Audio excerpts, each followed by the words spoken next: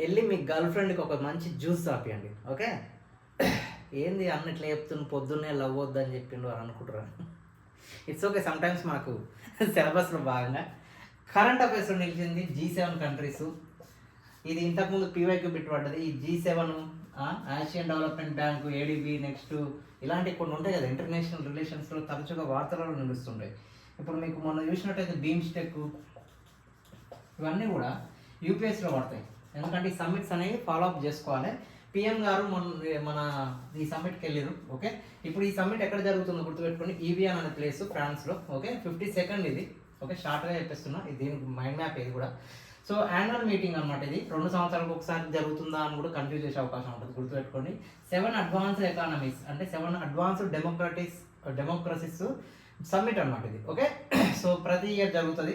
So మీకు మామూలుగా ఇవి అవసరం లేదు, జస్ట్ మీకు ఇన్ జనరల్ నాలెడ్జ్ కోసం చెప్తున్నా. ఎకనామీ స్టెబిలిటీ మీద, నెక్స్ట్ సెక్యూరిటీ మీద, క్లైమేట్ చేంజ్ మీద, జియో పాలిటిక్స్ మీద డిస్కషన్స్ ఉంటాయి దీనిలో.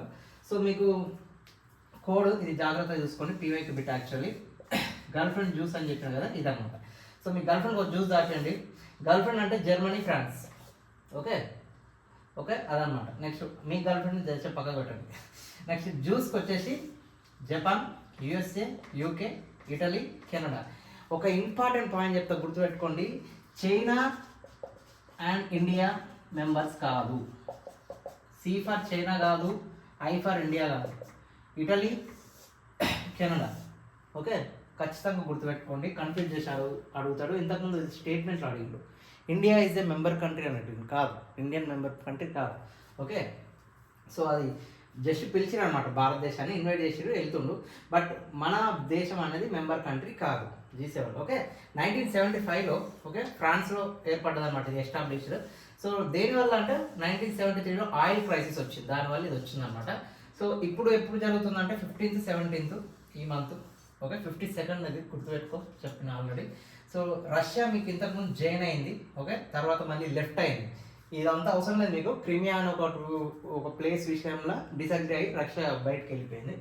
సో G7 అనేది తర్వాత ఫస్ట్ G6 ఉండే, తర్వాత కెనడా జాయిన్ అయినాక G7 అయింది. ఓకే, రష్యా లెఫ్ట్ అయిపోయింది, G8 అవుతుండే లేకుంటే. ఓకేనా, ఇదన్నమాట.